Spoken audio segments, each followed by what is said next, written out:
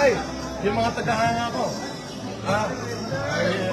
Exclusive interview lang to para sa Euro TV. Kung maaari itong interview na to, panoorin nyo sa Euro TV, hanapin nyo. Paano ba makikita yung Euro TV? Facebook, hanapin nyo sa Facebook, sa Euro TV Facebook. Panoorin nyo lahat.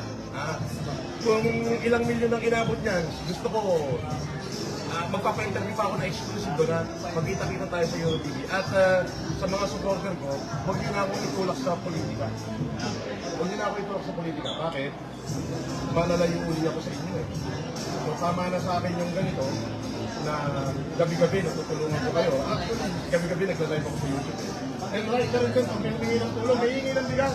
Alas 12 ng gabi, pinahalik ang bigas sa bahay nila. Kailan yun? Yung isang gabi, alas 12 ng gabi, pinahahatid yung pambili ng kanyang... Good morning, ladies.